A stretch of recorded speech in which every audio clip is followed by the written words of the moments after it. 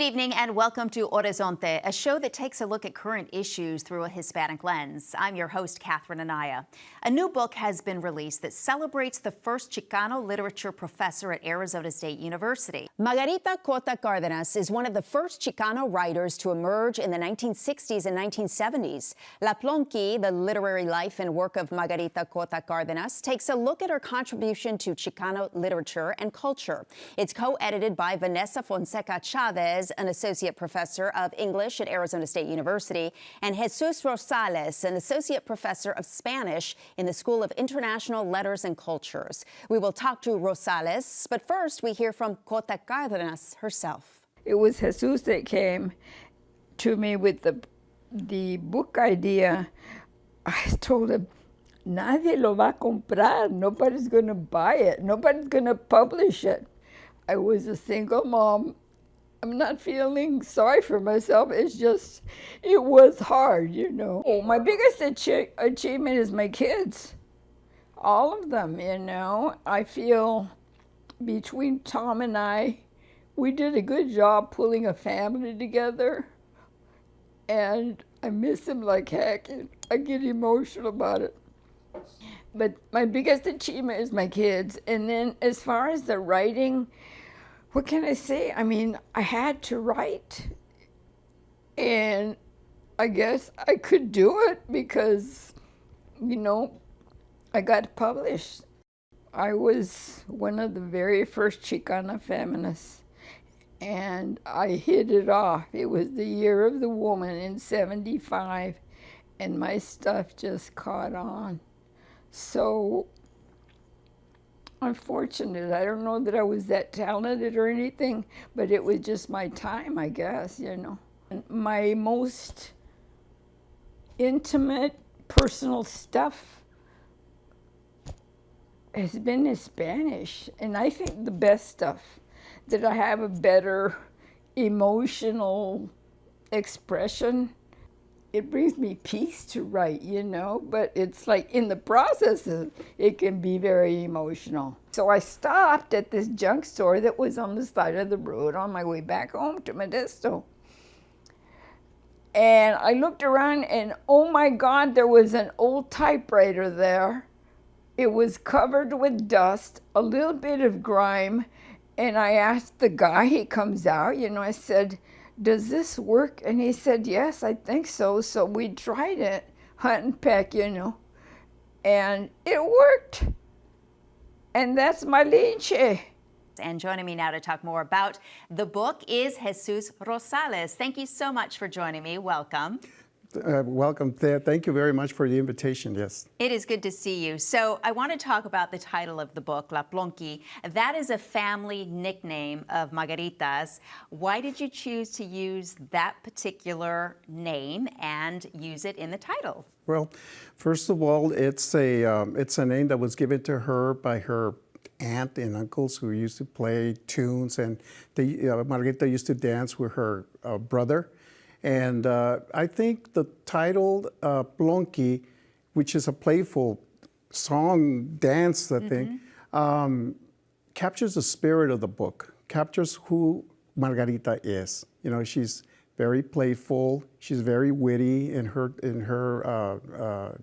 writing, and traviesa, you know, mischievous in a way, coqueta, flirt. And the photo that it's also on the cover, you know, just personifies that. So it was a real catchy name, I believe, you know, to also capture the spirit. But also, you know, behind all that stuff, there's a lot of seriousness behind that, you know. So yeah, I think it was a perfect word for it. Well, and you capture the seriousness of her story also on the cover as well, with a picture of the typewriter. Right. It's a picture that you took. And explain the background of that particular typewriter. Well, basically, Margarita told me that that was a typewriter that she used when she was writing her first book of poetry and her first novella.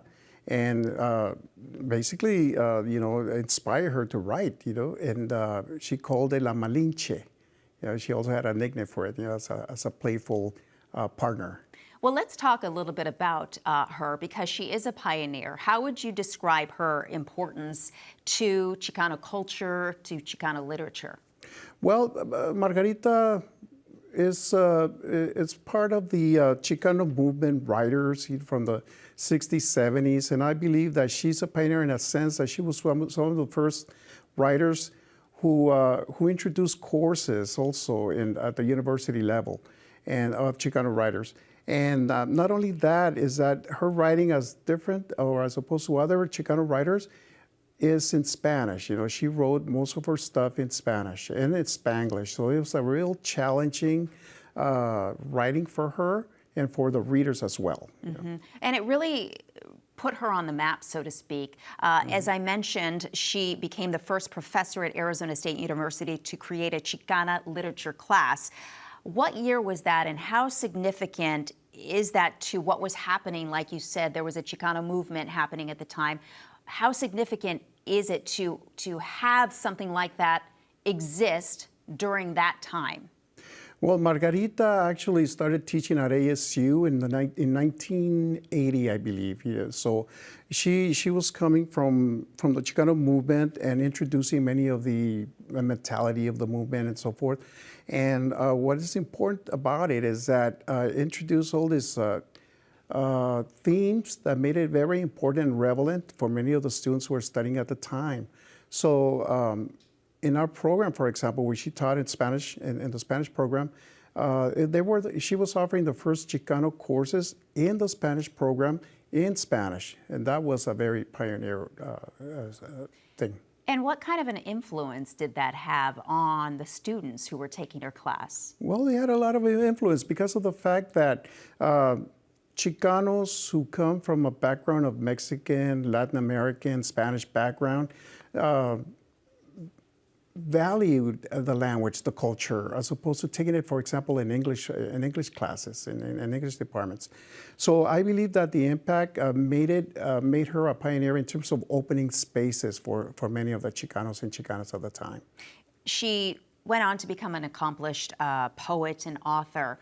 How would you say her literature helped to, you talk about the influence on the students, but how did she also educate others about the Chicano movement, about maybe some perceptions that were out there that were not necessarily accurate? Well, many of the things that she did, because of the fact that she wrote in Spanish, she was influencing many of these Spanish-speaking world about the Chicanos, because, in terms of Chicano literature, most of it is written in English. So many of the authors who actually wrote in English were already setting up the problematics of Chicano literature to English-speaking audiences.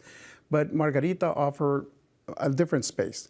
So for the Spanish-speaking audiences in Latin America and Spain and here in the United States, it's just opened the same kind of problematics, but in a different language. We should also point out that we are talking about her. She is still very much with us. Yes. She is no longer teaching, but she is still obviously very influential. She started a publishing company at a time when there were few women Chicano writers doing what she was doing, and she really wanted to help elevate the voices. Did she help change the landscape for that?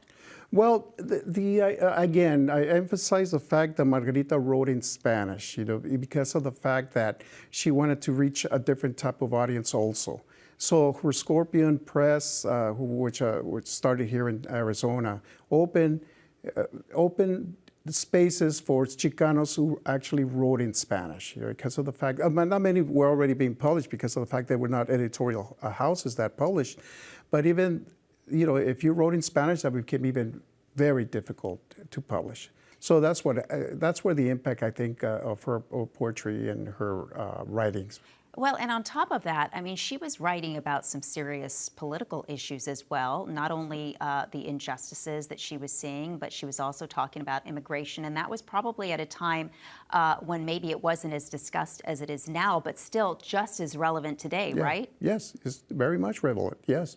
Of course, the problematics and, even her latest book, which was published maybe 4 or 5 years ago, was talking about SB 1070, things like that. So, very influential. And you reference her work in your classes that you teach. Yes. How influential was she for you personally? Very much, because of the fact that she was challenging all of us, in terms of not only reading things that through a lens that, well, let me say in Spanish, there's a saying, no tiene pelos en la lengua. Meaning, she said it the way it was. She wasn't really trying to mask anything, any problems and everything. So it's very challenging to read her because she uses a lot of slang, a lot of bilingualism, a lot of English, a lot of Spanish. So when you read her stuff, it becomes very difficult. So for me, it was a challenge. And since I was trained in the Spanish program, it was very important for me to try to promote Chicano literature in Spanish because of the fact that it's part of our identity that is being lost. So she influenced me in that sense. So I try to emphasize that in my classes. And luckily at ASU, we teach Chicano literature in the Spanish program, which gives us the opportunity to write in Spanish, to read in Spanish, and just gives a different perspective. She certainly did change the landscape, especially here at the university. So, as we mentioned, she is still with us. Yes. What is her reaction to the fact that you have co-written this book, and the celebrations that are happening around it? She loves it. She can't believe it. When I go and talk to her, when I started to talk to her about the project, she actually felt like, nobody's going to listen to me, nobody's going to read me. She felt very humbled, and she felt very honored, and of course we feel very honored to celebrate her work. Well, congratulations, and of course you can find the book wherever books are sold. Yes. And I appreciate you coming on and sharing the background to why you wrote the book and why we need to celebrate and honor the contributions that Margarita has made to Chicano literature. No, thank you very much. And if you allow me, we give her Margarita the last words on this conversation? Absolutely. By reading a very short poem of the way she believes of poetry? That would be wonderful. Okay. Thank you. It's an opening of the book, and I'll read it in Spanish, very short, and then I have the translation at the bottom, okay?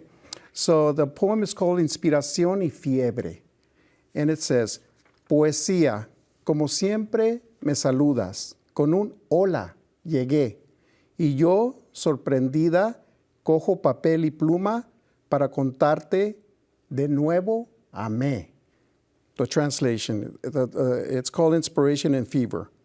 Poetry, like always, you greet me with a hello, I arrived, and I, surprised, pick up paper and pen to tell you once again, I loved.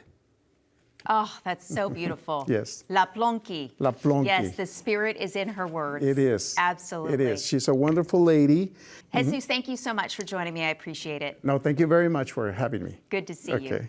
And that's our show for tonight. For Horizonte and Arizona PBS, I'm Catherine Anaya. Have a great night.